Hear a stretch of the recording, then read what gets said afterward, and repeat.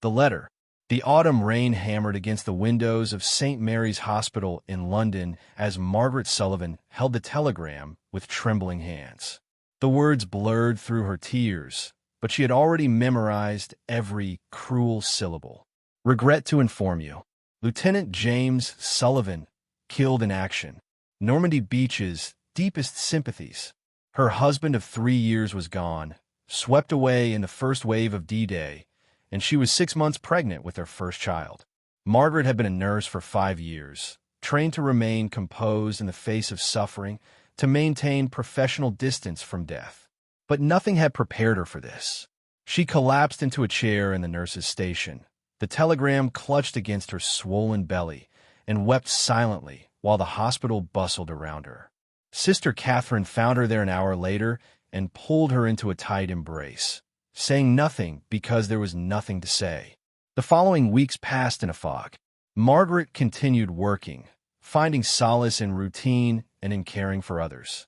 Her hands remained steady as she changed dressings, administered medications, and comforted wounded soldiers who arrived daily from the front lines.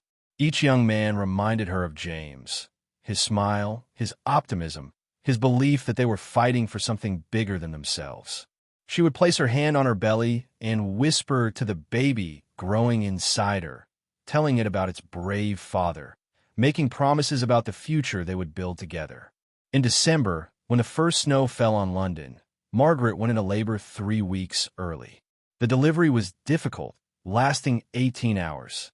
Sister Catherine stayed by her side throughout, holding her hand and wiping her forehead. When the baby finally came, there was no cry. The room fell silent except for Margaret's ragged breathing. The doctor worked frantically, but Margaret already knew. A mother knows. "I'm so sorry," the doctor said quietly, and those 3 words shattered what remained of Margaret's world. Her son, she had known it would be a boy, had already named him James after his father, was stillborn. In the span of 6 months, she had lost everything. Her husband, her child, her future. They let her hold him for an hour.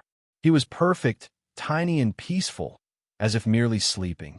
She traced his features with her finger, memorizing the shape of his nose, the curve of his lips, the way his small hand fit perfectly in her palm. She sang him the lullaby she had practiced for months, her voice breaking on every note. When they finally took him away, Margaret felt as if her heart had been ripped from her chest and buried with him. The hospital granted her 2 weeks of leave. Margaret spent them in the small flat she had shared with James, surrounded by the nursery she had prepared with such hope. The crib stood empty in the corner, the tiny clothes folded neatly in drawers, the stuffed rabbit James had sent from France sitting on the shelf. She couldn't eat, couldn't sleep, couldn't imagine a reason to continue living. On the 14th day, Margaret stood at her window watching soldiers march through the streets below. They were young, some barely 18, heading to training camps before deployment to the continent. She thought of James, of their son, of all the mothers and wives who had lost what she had lost. And in that moment of profound darkness, something shifted inside her. The grief remained. It would always remain. But alongside it grew something else, a fierce, burning determination. If she couldn't save her own family, perhaps she could save someone else's son, someone else's husband. Her pain could either destroy her or transform her. She returned to work the next morning, but she was no longer the same Margaret Sullivan who had left. The woman who walked through the hospital doors carried an invisible weight that would never lift, but she also carried something new, an unshakable resolve that would soon change the course of the war. Return to duty. The other nurses noticed the change immediately. Margaret moved through the wards with an intensity that bordered on ferocity, working double shifts without complaint, volunteering for the most difficult cases, refusing to take breaks. Where she had once been gentle and methodical, she was now driven by an urgency that seemed to emanate from her very core. She could not bring back James or their son, but she could fight death with every skill she possessed. Sister Catherine watched with concern as Margaret threw herself into her work. "You need to rest, Margaret," she said one evening, finding her charge still at the bedside of a soldier with severe burns at nearly midnight. "You've been here for 16 hours. "I'll rest when the war is over," Margaret replied without looking up. Her hands were steady as she applied fresh dressings, her movements precise despite her exhaustion. The soldier, barely conscious, murmured something incoherent. Margaret leaned closer, listening, then gently squeezed his hand. "Your mother would be proud of you," she whispered, though she had no idea if it was true. The hospital was overwhelmed with casualties as Allied forces pushed deeper into occupied Europe. Every day brought new horrors: boys with missing limbs, men with shell shock who screamed through the nights, pilots with faces burned beyond recognition. The death rate was staggering, and the staff was stretched impossibly thin. But Margaret seemed to be everywhere at once, a blur of efficiency and determination. She began arriving at 5 in the morning and rarely left before midnight. During her brief moments of rest, she studied advanced medical techniques, reading journals and textbooks by candlelight, teaching herself procedures typically reserved for doctors. When a young private arrived with a collapsed lung and no surgeon available, Margaret performed an emergency needle decompression she had only read about, saving his life. When a captain developed sepsis from an infected wound, she convinced the attending physician to try a new experimental treatment with sulfanilamide drugs that was showing promise in American hospitals. But it was her interactions with the dying that truly set her apart. Where other nurses maintained professional distance to protect their own sanity, Margaret sat with every soldier who faced their final hours. She held their hands, wrote letters to their families, and listened to their last words. She made each one feel seen, valued, and remembered. Some asked for their mothers, others for their sweethearts. Margaret was all of these things to them, absorbing their fear and pain as if she could carry it for them. "Why do you do this to yourself?" Sister Catherine asked one night after Margaret had spent 4 hours with a dying sergeant, singing hymns and reciting prayers until he finally slipped away peacefully. Margaret was silent for a long moment, staring at her hands. "Because someone should have been there for James," she finally said. "Someone should have held his hand on that beach. And my baby, he died alone before he could even take his first breath. If I can spare one mother, one wife, one child from that loneliness, then perhaps—" She couldn't finish the sentence, but Sister Catherine understood. Margaret was trying to fill an unfillable void, to make meaning from meaningless loss. It was both heartbreaking and inspiring. Word of the extraordinary nurse spread through the hospital and beyond. Soldiers asked for her specifically, finding comfort in her presence despite, or perhaps because of, the sadness that lingered in her eyes. She understood their fear in a way others couldn't. She had already lost everything, which meant she had nothing left to fear herself. This made her brave in ways that astonished everyone around her. One February morning, Margaret was called to the hospital administrator's office. Major Richardson, the chief medical officer, sat behind his desk with a grave expression. "Nurse Sullivan, I've received a request from the War Office. They're looking for experienced nurses willing to serve closer to the front lines. Field hospitals in France and Belgium, mere miles from active combat. The conditions are primitive, the danger considerable, and the casualties, well, they need people who can handle the worst of it." Margaret didn't hesitate. "When do I leave?" Major Richardson studied her carefully. "You've suffered tremendous loss, Nurse Sullivan. No one would blame you for staying here in relative safety. This posting could very well cost you your life." Margaret met his gaze steadily. "I lost my life 6 months ago, Major. What I have now is a purpose. If I can be more useful closer to the fighting, then that's where I need to be." 3 weeks later, Margaret stood on the deck of a transport ship crossing the English Channel, watching the white cliffs of Dover disappear into the mist. The field hospital. The field hospital was nothing like St. Mary's.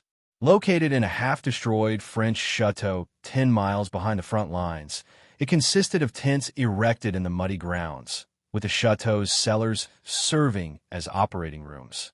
The constant thunder of artillery provided an ominous soundtrack to the work, and at night, the horizon glowed red with fires from burning villages. Margaret arrived in March 1945 as Allied forces prepared for the final push into Germany. She was assigned to Trauma Ward 3, which handled the most severe casualties, the soldiers who wouldn't survive transport to hospitals in England. Her commanding officer, Dr. Robert Harrison, was a tall, exhausted-looking man in his 40s who had been operating continuously for nearly 3 years. "I'll be frank with you, Nurse Sullivan," he said during their first meeting, his voice rough with fatigue. "Most of the men brought to this ward don't make it. Our job is to make their final hours as comfortable as possible and to save the few we can. It's brutal work, and I've seen experienced nurses break down after a week. If you need to request a transfer, no one will judge you." "I won't be requesting a transfer, Doctor," Margaret replied quietly. The first week proved Dr. Harrison's words prophetic. The casualties were overwhelming, both in number and severity. Soldiers arrived with wounds that defied description, bodies shattered by landmines, faces destroyed by shrapnel, internal injuries so extensive that survival seemed impossible. The screaming never stopped, a constant chorus of agony that would haunt Margaret's dreams for the rest of her life. But Margaret didn't break. Instead, she worked with a focused intensity that amazed even the battle-hardened medics. She could assess a patient's condition in seconds, prioritize treatments with ruthless efficiency, and perform under pressure that would paralyze others. More importantly, she maintained her practice of sitting with the dying, offering comfort when medicine could offer nothing else. One night, a young German prisoner of war was brought in, barely 20 years old, with massive abdominal wounds. The other nurses hesitated, their hatred of the enemy warring with their medical oaths. Margaret simply walked over and began treatment. "He's German," one of the nurses hissed. "He's dying," Margaret replied, not looking up. "And someone, somewhere, loves him. His mother is waiting for him to come home." She worked on the German soldier for hours, even though she knew it was futile. He died just before dawn, but not alone. Margaret held his hand and sang softly in German, a lullaby she had learned from a professor at nursing school, while tears streamed down her face. She was crying not just for him, but for James, for their son, for every mother's child lost to this terrible war. Dr. Harrison found her there an hour later, still sitting beside the dead German soldier. "You're extraordinary, you know," he said gently. "Most people couldn't do what you just did. Show compassion to the enemy while your own husband was killed by his countrymen." Margaret wiped her eyes and stood up, her movements stiff from exhaustion. "James would have wanted me to. He believed we were fighting to preserve humanity, not destroy it. What kind of humanity would I have if I let hatred determine who deserves comfort in death?" As weeks turned to months, Margaret became a legend at the field hospital. Soldiers who survived spoke of the angel with sad eyes who had pulled them back from death.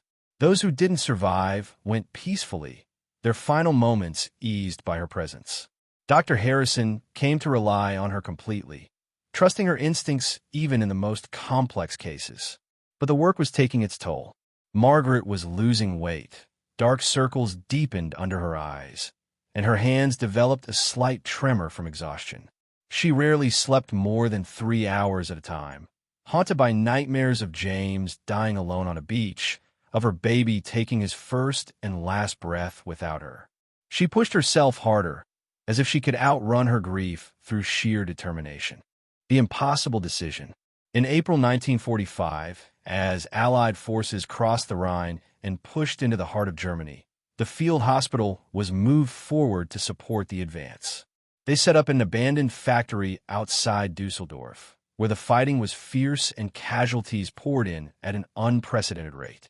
The medical staff worked around the clock, sleeping in shifts of an hour or two, existing on coffee and whatever rations they could grab between emergencies. It was during this chaotic period that Margaret faced a decision that would haunt her forever. A massive artillery barrage had caused catastrophic casualties on both sides, and the hospital was overwhelmed. Men lay on stretchers outside the tents, bleeding and screaming, while the medical staff worked frantically to triage and treat. Margaret was working on a young American sergeant with severe chest wounds when an orderly rushed over. "Nurse Sullivan, you're needed urgently in the officer's tent. It's Colonel Pemberton." Colonel Pemberton was the commanding officer of their division, a respected leader who had earned the devotion of his men. Margaret had treated him 2 weeks earlier for minor shrapnel wounds and found him to be both intelligent and kind. She had also learned that he had 3 children waiting for him in Boston. "I'll come as soon as I can," Margaret said, not looking up from the sergeant. His breathing was labored, his lips turning blue. She was trying to seal a sucking chest wound, her hands moving with practiced precision. "Nurse Sullivan, the colonel may not have long," the orderly insisted. "He's asking for you specifically." Margaret's hands paused for just a moment. She looked at the sergeant, barely 19, his dog tags giving his name as Timothy Walsh from Iowa. He was looking at her with terrified eyes, knowing he was dying. Then she looked toward the officer's tent, knowing Colonel Pemberton was there, also dying, a man with 3 children who needed their father. It was an impossible choice. Both men needed her, and she could not be in 2 places at once. In that moment, Margaret thought of James, of their lost son, of every terrible decision that war forced upon people. She thought about the weight of a single human life, the ripple effects of every death, the countless ways that loss spreads through families and communities like poison through water. "Tell Dr. Harrison to tend to the colonel," Margaret said quietly. "I'm staying here." The orderly stared at her in disbelief. "But Nurse Sullivan, he's a colonel." He's a man, and so is Private Walsh," Margaret interrupted, her voice firm. "I will not abandon this boy to die alone so that rank can be served. Dr. Harrison is an excellent surgeon. He will give the colonel every chance." The orderly left, shaking his head. Margaret turned her full attention back to Timothy Walsh, working with desperate intensity to seal his wounds, to restore his breathing, to pull him back from the edge. She talked to him the entire time, telling him about Iowa, about spring planting, about all the things he would do when he got home. Her voice was steady even as her heart broke, knowing that in the officer's tent, Colonel Pemberton was likely dying without her. She saved Timothy Walsh. Against all odds, she managed to stabilize him enough to survive transport to a rear hospital. As she finally stepped away from his stretcher, her hands covered in his blood, an ambulance was just pulling away from the officer's tent. Through the back window, she could see a body covered with a white sheet. Dr. Harrison found her standing there, frozen in place. His face was drawn with exhaustion and grief. "He asked for you at the end," he said quietly. "Wanted to thank you for your previous care. I told him you were saving another soldier's life." He said. Dr. Harrison's voice caught. "He said that was exactly what you should be doing." Margaret felt her legs give way, and Dr. Harrison caught her. "Did I make the right choice?" she whispered. "I don't know if there's a right choice in situations like that," Dr. Harrison replied. "You followed your conscience. You stayed true to your principles. Sometimes that's all we can do." But Margaret couldn't shake the weight of that decision. That night, unable to sleep, she wrote a letter to Colonel Pemberton's widow, though she knew no words could truly express her sorrow or explain the impossible circumstances. She wrote about his bravery, his leadership, his final moments. She did not mention that she had chosen another man's life over his. The response came 3 weeks later, forwarded through military channels. Mrs. Pemberton's letter was surprisingly kind. She thanked Margaret for caring for her husband, for making his final weeks more comfortable. She said that the colonel had mentioned Margaret in his letters home, describing her as the finest nurse he had ever known. She understood that Margaret had done everything possible, that war created impossible situations where good people had to make terrible choices. But the letter ended with a line that burned itself into Margaret's soul. "My children will grow up without their father, but at least I know he did not die alone, and that brings me some small comfort." Margaret put the letter down and wept, because Mrs. Pemberton was wrong. Colonel Pemberton had died without Margaret at his side, and that was a weight she would carry forever. Yet Timothy Walsh had lived, was probably back in Iowa by now, might one day have children of his own. The calculus of life and death, the weight of choices, the cost of war, it all seemed suddenly too heavy to bear. But there was no time for philosophical contemplation. The war raged on, and wounded men continued to arrive by the dozen. Margaret dried her tears, straightened her uniform, and returned to work. The liberation. As Allied forces swept through Germany in the spring of 1945, the field hospital followed closely behind the advancing troops, setting up in one devastated town after another. Margaret had been serving near the front for nearly 2 months, and the constant exposure to carnage and death had carved deep lines into her face. At 32, she looked a decade older. In mid-April, their unit received unusual orders. They were being diverted to a location that wasn't on any official military maps, a place that intelligence reports described simply as a prison camp. The medical staff was told to prepare for large numbers of patients, though no one could explain what kind of injuries to expect. The convoy of ambulances and supply trucks arrived at the gates of Dachau concentration camp 3 days after its liberation by American forces. Nothing, not 3 years of nursing training, not 5 years of treating wounded soldiers, not even the death of her own child, could have prepared Margaret for what she saw there. The smell hit first, a nauseating combination of decay, excrement, and death that made several nurses immediately vomit. Then came the sight of the prisoners, if they could still be called that.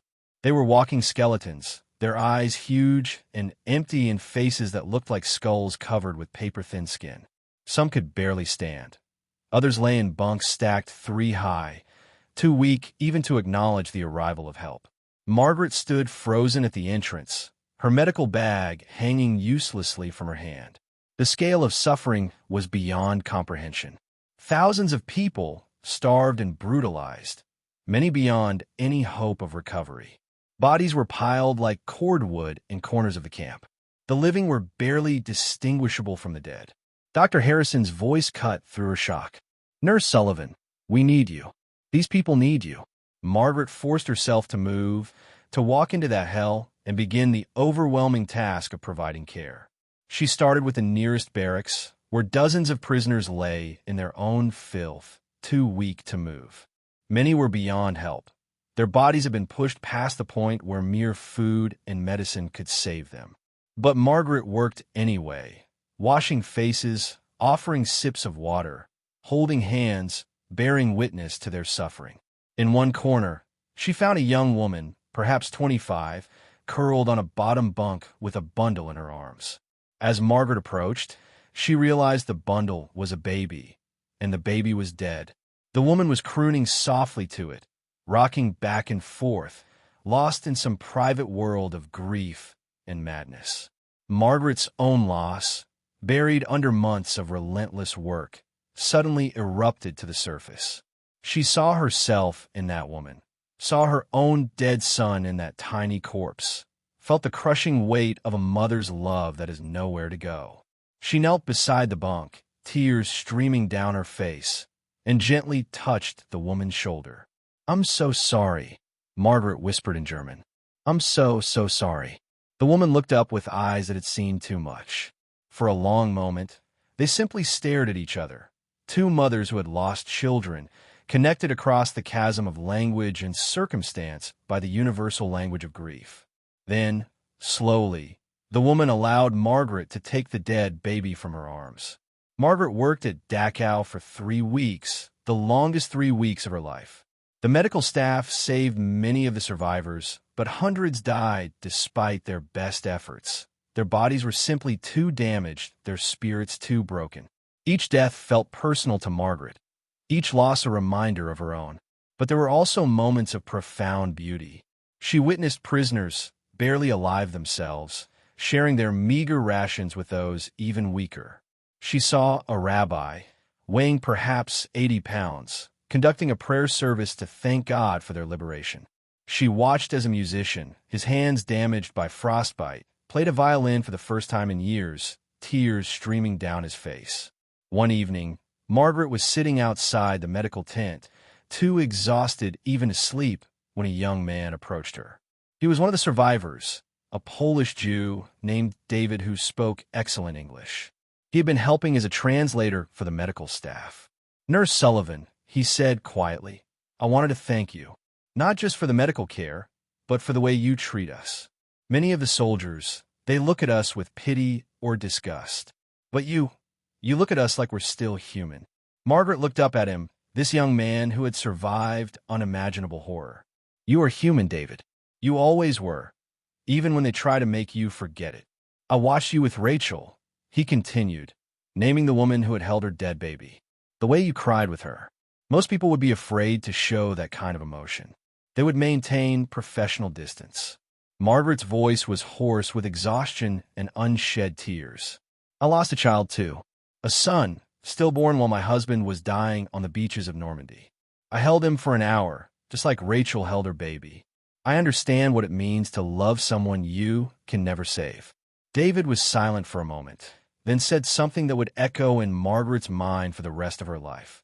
"Perhaps that's why God took your son, so that you would be here, in this place, able to comfort those of us who have lost everything.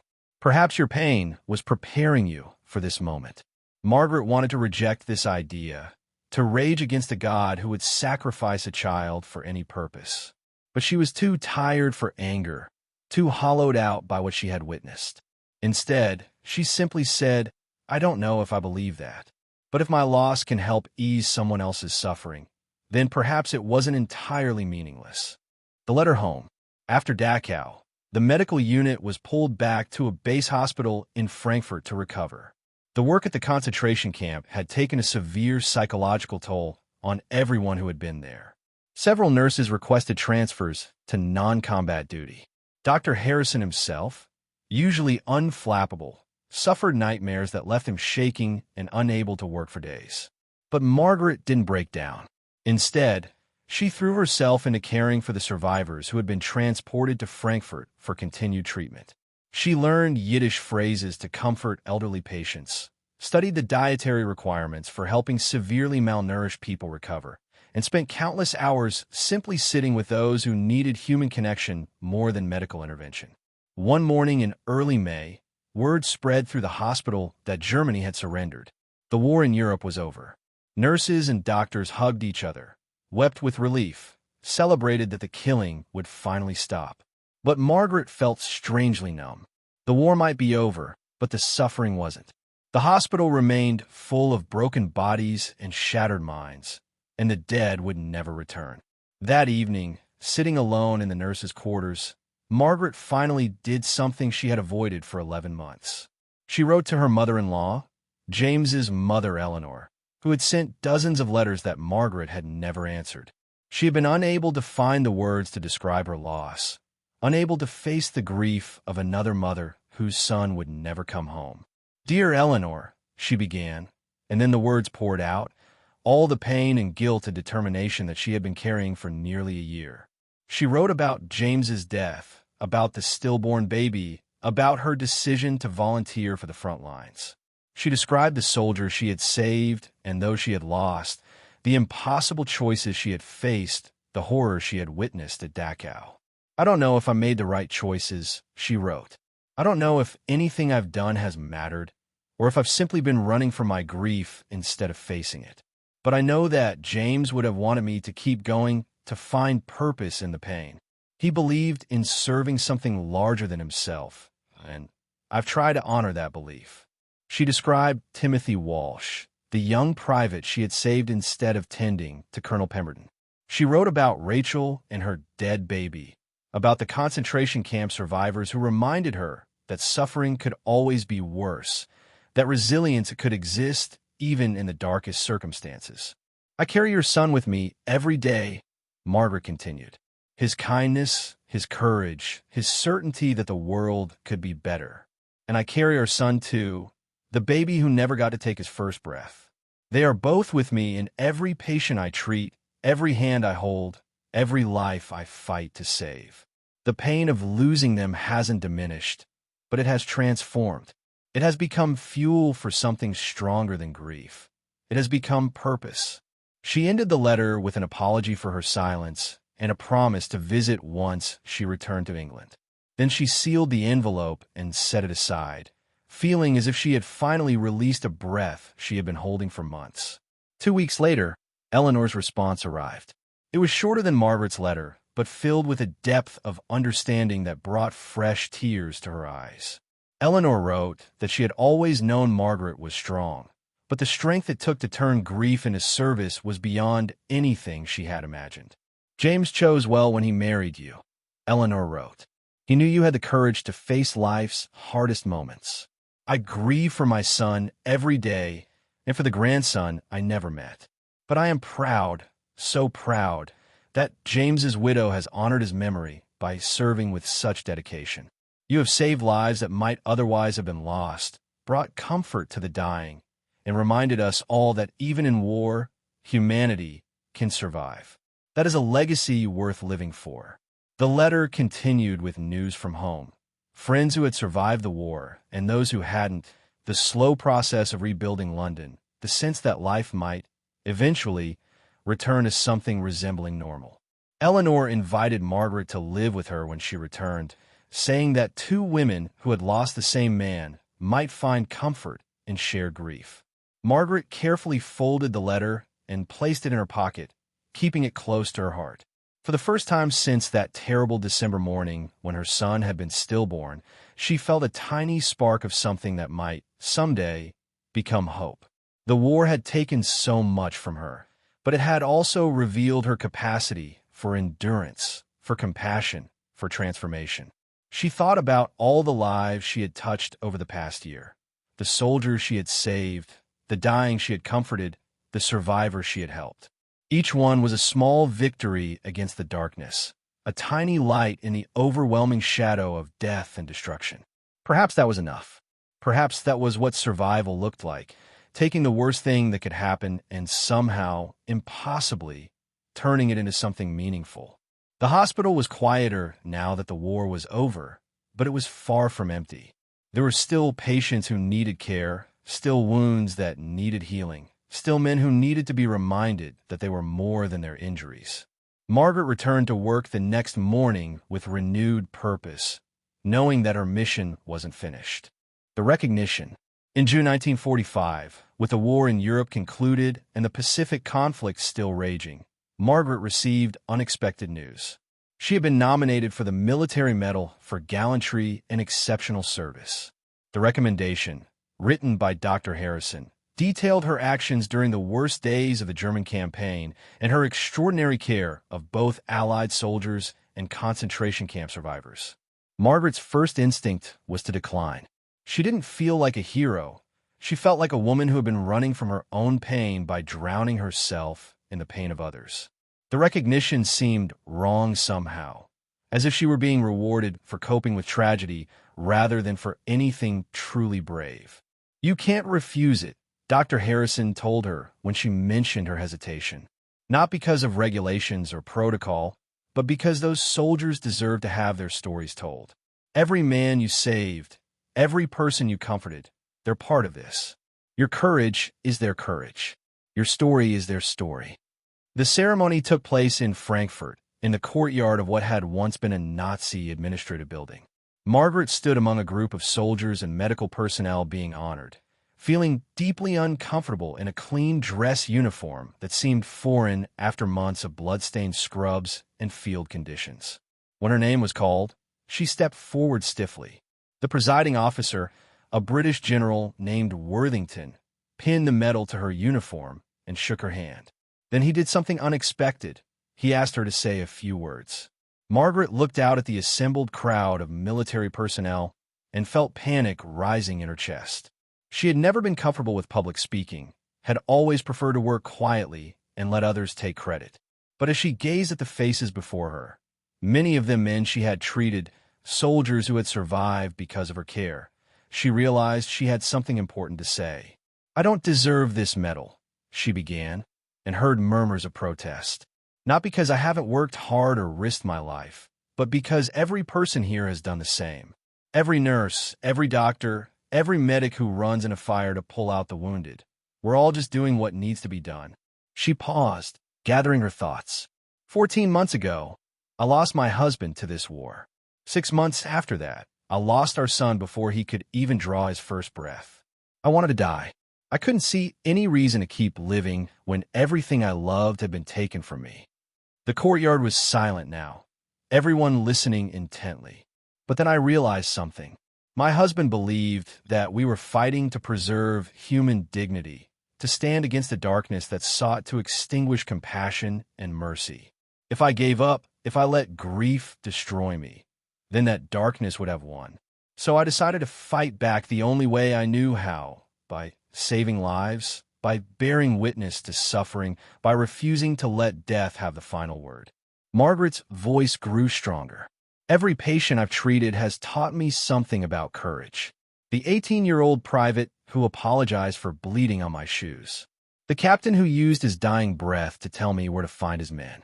The concentration camp survivor who shared his last piece of bread with someone weaker than himself. These are the heroes, not me. I'm just a nurse who learned to turn pain into purpose. She looked directly at General Worthington. If this medal represents anything, let it represent all those who transformed their suffering into service. The mothers who lost sons but kept working in factories. The children who lost fathers but still found reasons to smile. The soldiers who saw hell but remained human. We are all survivors of this terrible war, and we have all lost things that can never be recovered. But we chose to keep fighting, keep caring, keep believing that light can exist even in the darkest places. Margaret stepped back, her speech finished. For a moment, there was silence. Then, spontaneously, the assembled soldiers began to applaud. It started with a few, then spread like wildfire through the crowd. Men she had treated, soldiers who had watched her work through impossible conditions, medical staff who had served alongside her. All of them stood and clapped, some with tears streaming down their faces. Dr. Harrison approached her after the ceremony, his eyes red. "That was the most honest speech I've ever heard from someone receiving a military honor," he said quietly. "Most people use these occasions to glorify war or make grand pronouncements about duty. You told the truth, that this war has broken all of us, and we're just trying to put the pieces back together as best we can." That evening, Margaret sat alone in her quarters, looking at the medal in her hands. It was small, unassuming, but surprisingly heavy. She thought about all the people who had contributed to her receiving it. Timothy Walsh, who had lived. Colonel Pemberton, who hadn't. The countless soldiers whose names she couldn't even remember, but whose faces still haunted her dreams. Rachel and her dead baby. David and the other Dachau survivors who had reminded her that suffering could always be worse. She thought about James, wondering what he would think of the woman she had become. The Margaret he had married had been optimistic, full of hope about their future together. That woman was gone, replaced by someone harder, more cynical, carved down to essentials by grief and trauma. But perhaps that wasn't entirely bad. Perhaps being broken and rebuilt made her stronger in some fundamental way. Margaret placed the medal in her trunk, beneath her uniform, and went to check on her patients. Recognition was nice, but the work was what mattered. The work was what kept her sane, kept her moving forward, kept the darkness at bay. As long as there were people who needed help, she would have a reason to continue. And maybe, eventually, that would be enough. Coming home. The war with Japan ended in August 1945, and by October, plans were underway to demobilize millions of service members and return them to civilian life. Margaret received her discharge papers with mixed feelings. She had been a military nurse for nearly a year and a half, and the structure and purpose it provided had become essential to her identity. Returning to civilian life meant confronting the empty spaces that loss had created, the questions about her future that she had successfully avoided by staying busy. She said goodbye to Dr. Harrison at the Frankfurt Hospital, both of them struggling with emotions neither could quite articulate. They had worked together through the worst the war could offer, had seen each other at their strongest and most broken, had formed a bond that would last a lifetime, even if they never saw each other again. "You saved my sanity as much as you saved those soldiers' lives," Dr. Harrison told her, his voice rough with emotion. "Having someone I could rely on absolutely, someone who never quit no matter how bad things got. It made the impossible bearable." "You gave me purpose when I had none," Margaret replied. "You trusted me, believed in me. Let me become more than I thought I could be. I'll never forget that." They shook hands formally, as was expected, but then embraced briefly, a moment of human connection that acknowledged what they had survived together. The journey back to England took 3 days. Margaret stood on the deck of the transport ship, watching the French coast disappear, feeling as if she were leaving a part of herself behind. The woman who had arrived in France desperate to escape her grief was not the woman making this return journey. She had been forged in fire, tested beyond any limits she had imagined, and emerged changed in ways she was still trying to understand. London looked both familiar and strange. The city bore scars from the Blitz, entire neighborhoods reduced to rubble, buildings with gaping wounds, spaces where landmarks had stood for centuries now empty. But life was returning. People walked the streets with less fear, shops were reopening, children played in parks that had recently been bomb shelters. The city was wounded, but healing, much like Margaret herself. She went first to St. Mary's Hospital, where her nursing career had begun. The matron, who remembered her from before the war, embraced her warmly. "We heard about your service," she said. "You've made us all proud, Margaret. Would you like your old position back?" Margaret looked around the familiar halls, remembering the woman she had been when she worked here, young, hopeful, excited about her marriage and impending motherhood. That woman felt like a stranger now. "I need some time first," she said, "to figure out what comes next." From the hospital, Margaret went to Eleanor's house in Hampstead. Her mother-in-law answered the door, and for a long moment, they simply stared at each other. Then Eleanor pulled her into a fierce hug, both women crying for the man they had both loved and lost. "Come in, dear," Eleanor said, wiping her eyes. "You're home now. You're finally home." Margaret spent the next few weeks in a state of suspended animation, caught between her wartime experiences and her peacetime present. The quiet of civilian life felt oppressive after months of constant noise and activity.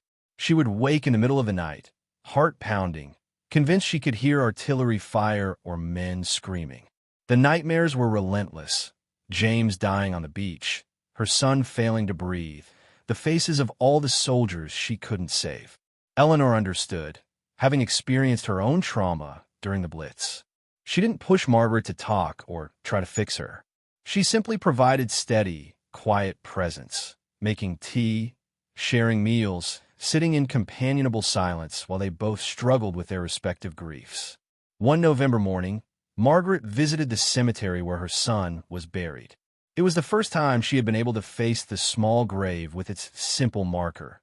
James Sullivan, Jr., beloved son, December 1944. She knelt in the damp grass and spoke to him for the first time since his death, telling him about the war, about the people she had helped, about how his brief existence had somehow led her to save lives. "I don't know if any of it made sense," she whispered. "I don't know if your death or your father's death served any purpose, if there was any meaning to any of it. But I try to make something good come from something terrible. I try to honor you both by not giving up, by fighting back against the darkness." I hope that was enough. As she sat there, feeling the cold November wind on her face, Margaret realized something profound. She had been trying to fill an unfillable void, to make her pain meaningful by transforming it into service.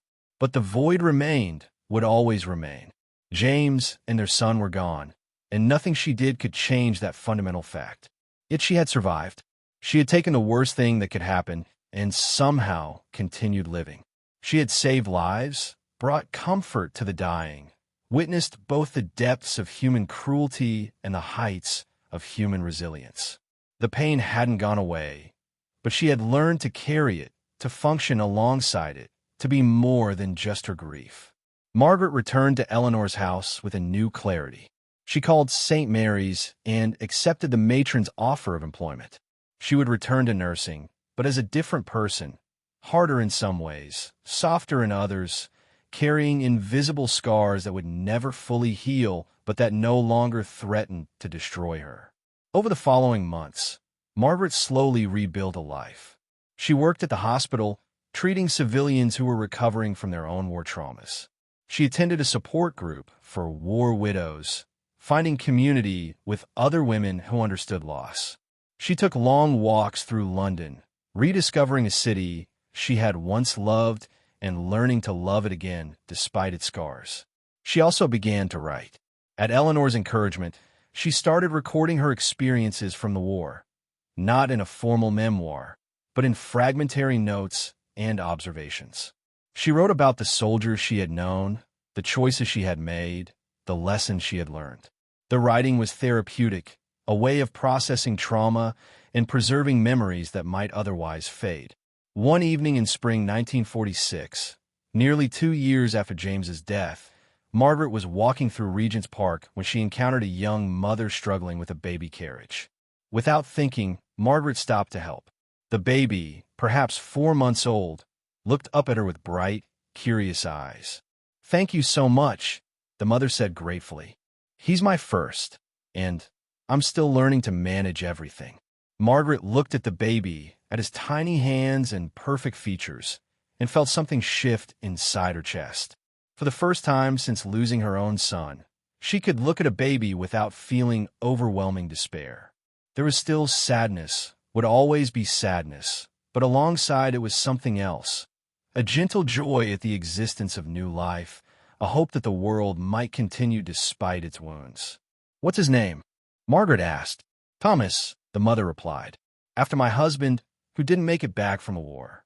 Margaret met the woman's eyes, seeing her own grief reflected there. "I lost my husband too," she said quietly, "and a baby, a son who was stillborn." The woman's expression softened with immediate understanding. "I'm so sorry. Why do you keep going?" Margaret thought about the question, about all the days and nights of fighting to survive, about transforming pain into purpose. "One day at a time," she said finally. "Some days are easier than others, but I found that helping others helped me. It gave me a reason to keep moving forward." They talked for a few more minutes, two war widows finding unexpected connection in a London park. When they parted, Margaret continued her walk with a lighter heart, feeling as if she had crossed some invisible threshold. In the years that followed, Margaret would have many such moments, small instances of connection, tiny victories against despair, gradual rebuilding of a life that would never be what she had originally imagined but could still hold meaning. She would remain at St. Mary's for 30 more years, training new nurses and sharing her experience with each generation. She would never remarry, never have other children, but she would become a beloved figure in her community, the nurse with sad eyes and gentle hands who understood suffering because she had survived it. She kept James's photograph on her bedside table for the rest of her life, and every December, she visited the small grave where her son lay.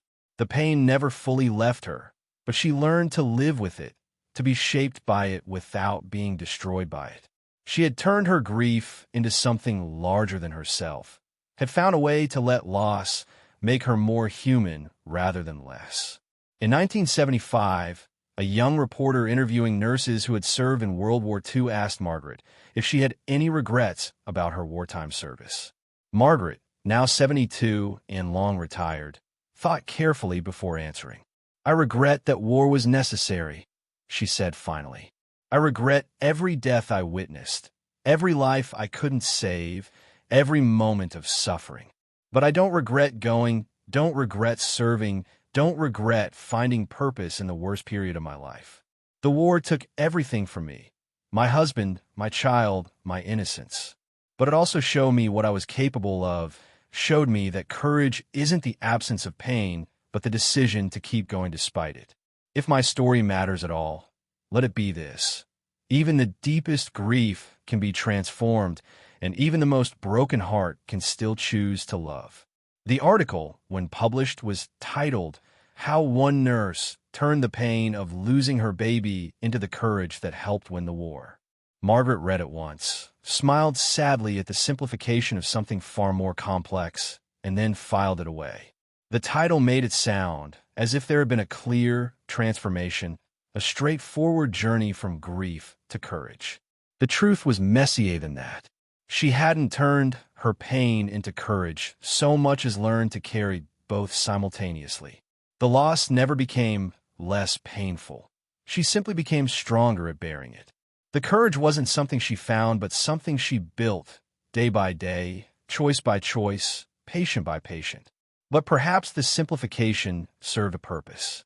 Perhaps people needed to believe that suffering could lead to strength, that loss could result in meaning, that even the darkest nights could eventually give way to dawn. If her story helped others facing their own tragedies, then maybe the painful details didn't matter as much as the broader truth, that it was possible to survive the unsurvivable, to find purpose after devastation, to let love persist even in the face of unimaginable loss. Margaret Sullivan died in 1989 at the age of 86. She was buried beside her son and, in accordance with her wishes, next to where James's name was engraved on the memorial wall at her local church. Her obituary in the Times mentioned her military medal, her decades of nursing service, and her wartime contributions.